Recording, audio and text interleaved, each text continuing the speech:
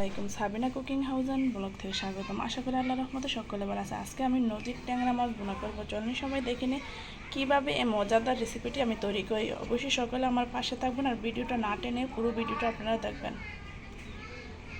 আমি ট্যাংরা মাছ ভুনা করবো, অবশ্যই মজাদার একটা রেসিপি আপনাদের সাথে শেয়ার করবো। আমি ট্যাংরা মাছগুলো কেটে পরিষ্কার করে ধুয়ে নিয়েছি। এখন মাছগুলোকে আমি ভালো করে হলুদ লবণ দিয়ে মেখে বেজে নেব।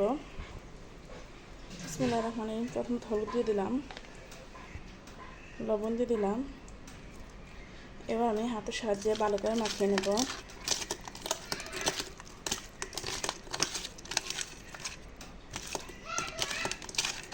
আমার মাছটা মাখানো হয়ে গেছে, এবার ভেজে নেব।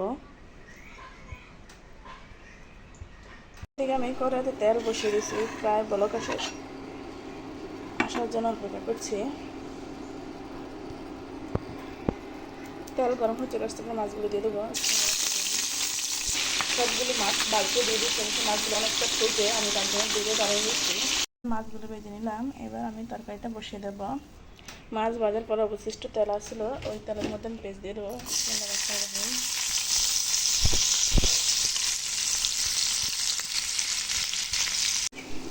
আমার অনেকটাই পেঁয়াজ ভাজা হয়ে আসছে।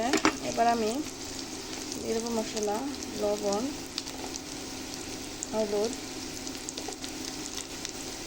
মরিচ গুঁড়া, ধনিয়া গুঁড়া, আদা রসুন, কাঁচামরিচ। এবার মশলাটা কষানোর জন্য আমি একটু পানি দিয়েছি।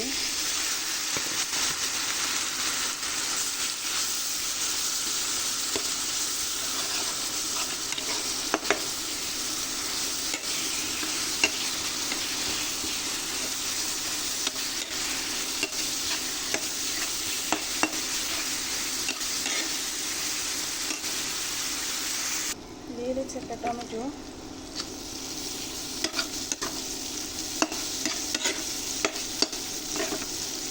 এবার আমি দিয়ে দেবো মাছ ভাজাগুলো, ট্যাংরা মাছ ভাজা।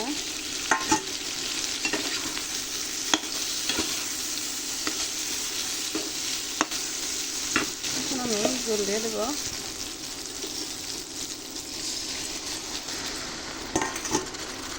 জল দিয়ে দিয়েছি, এবার 10 মিনিট জন্য অপেক্ষা করবো।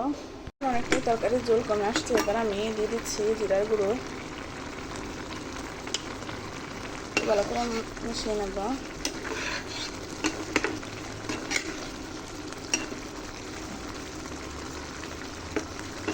যেহেতু এটা আমার ট্যাংরা মাছ বোনা, অবশ্যই আমি জল রাখবো না, জল অনেকটাই কমে নেব। আলহামদুলিল্লাহ, আমার ট্যাংরা মাছ বোনা রেসিপিটি অবশ্যই আপনাদের ভালো লাগবে। দেখেন কতটা সুন্দর এবং লোভনীয় হয়েছে আমার ট্যাংরা মাছ বোনা। দেখেন আলহামদুলিল্লাহ, খেতেও খুব সুস্বাদু হবে। যদি আমার ভিডিওটা ভালো লাগে থাকে এবং আমার রেসিপিটি ভালো লাগে তো অবশ্যই আমার পাশে থাকবেন। সকলের জন্য দোয়া রইল। ফি আমানিল্লাহ। আল্লাহ হাফেজ।